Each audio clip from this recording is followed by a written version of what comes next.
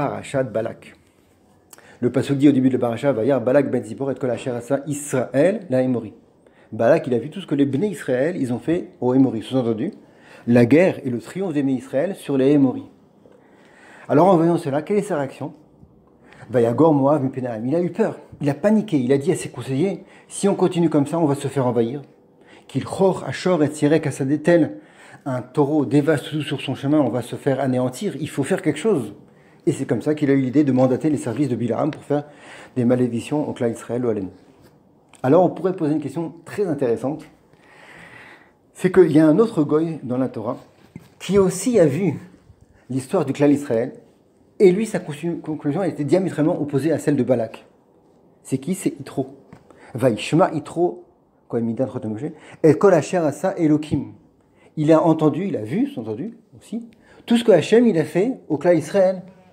Et là, il a été fasciné. Il s'est intéressé, il a posé les questions à Moshe Rabbeinu, et c'est comme ça aussi qu'il a fait Gérout, il s'est converti.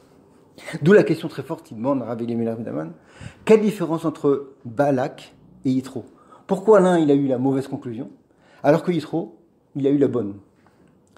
La réponse, c'est que, voilà, c'est Médouillac, on peut le voir dans le psukim qu'on a cité, c'est que Balak, il a eu une réaction bassement terrestre.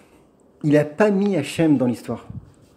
Vayar Balak, est-ce qu'on a cher à ça Israël? Il a vu que le clan d'Israël, un peuple envahissant, belligérant, qu'il faut absolument anéantir. Alors que Yitro, c'est marqué, est-ce qu'on a cher à ça Elohim? Il a mis Hachem. Il a dit, c'est pas possible. Un peuple aussi faible, qui n'a pas, a priori, toutes les forces pour dominer, eh ben, il remporte toutes ses guerres. Il est protégé. C'est sûr qu'il y a quelque chose derrière de puissant, au-dessus de l'entendement humain. Et c'est comme ça qu'il a dit, c'est Hachem qui est là. Et c'est comme ça, encore une fois, qu'il a fait Tchouva et il a fait Gérout. Le Moussari, il est évident. Dans notre vie, on doit toujours mettre Hachem dans notre histoire, même si on ne la comprend pas, savoir qu'il est là. Ça aussi, on peut le voir en remèze, en allusion, dans la suite de la paracha, dans les brachot que prodigue Bilam, c'est marqué Ka'et Yehamer li Yaakov ou l'Israël ma pa'al el. Alors c'est connu, Israël, il a deux noms. Israël, il s'appelle soit Israël, soit Yaakov. Et quand on l'appelle Israël, c'est quelqu'un de grand, et spirituellement et physiquement. Et quand, au contraire, il s'appelle Yaakov, c'est quelqu'un de moins grand, plus faible. Alors le passage qui dit Ka'et Yehamer li Yaakov, sous-entendu, si tu vois maintenant ce qui se passe dans ce monde, et tu as une vision simplement terrestre, moins forte, comme celle de Yaakov, le mot Yaakov qui est moins fort, alors c'est pas la bonne conclusion. Par contre, le passage qui termine, ou les Israël, ma'apal ekel, là si tu as une madriga, un niveau de Israël, tu es grand, tu vois les choses au-dessus, tu mets Akjbrou dans l'histoire, c'est le passage qui dit ma'apal ekel, tu vois qu'est-ce que Hachem il fait, alors là tu es grand. Tu as la bonne maskana, comme ça il dit vrai Israël. Dans le même genre d'idée, le Zohar il dit que Balak et Bilam, si on prend les premières lettres de leur nom, Bet Lamed pour Balak et Bet Lamed pour Bilam, ça fait Bilbel. Parce que ces deux personnes-là voulaient être Mebalbel. Mebalbel en français ça veut dire, ils voulaient confondre, ils voulaient perturber, embrouiller les pistes et dire que Hachem il n'est pas là.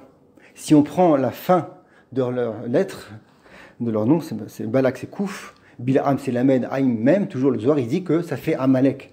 Parce que c'est aussi le propre de Amalek, de dire que à Kol Mikre, tout est accidentel, il n'y a pas d'intervention divine. Et ben nous, on sait qu'au contraire, c'est lui qui contrôle tout. On doit être contre Bilak, contre Bilam, contre Amalek, savoir que En Mikre Bachaim, il n'y a aucune chose qui est faite de façon accidentelle. Dans le même ordre d'idée encore, les Chazal ils disent que le Yetzer Hara, il est comme une mouche, domé la zvouv. Pourquoi?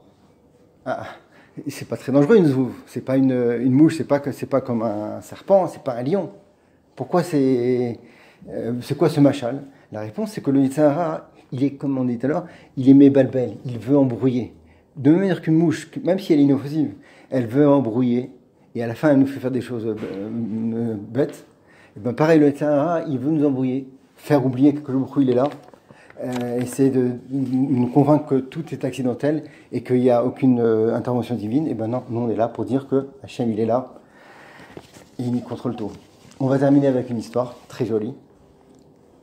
C'est quelqu'un qui est niftar il n'y a pas très longtemps, il y a 2 semaines, et il est mort à 102 ans. Il raconte son histoire, on raconte son histoire, qu'il y a beaucoup d'années, en 1938, il vivait à Presbourg, en Hongrie.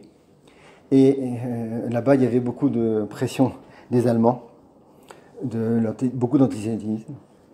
Si bien qu'un jour, son fils, il s'est baladé dans la rue, il avait 9 ans, et en plein jour, devant tout le monde, il a reçu une claque très très forte d'un passant.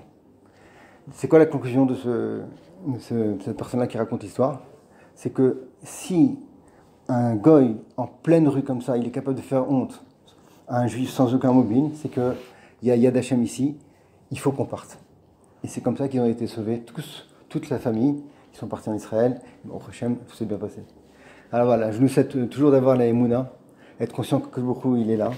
Et vous êtes Hashem, grâce à ça on aura bientôt le Shah, bin Rabbeinu, Shabbat Shalom.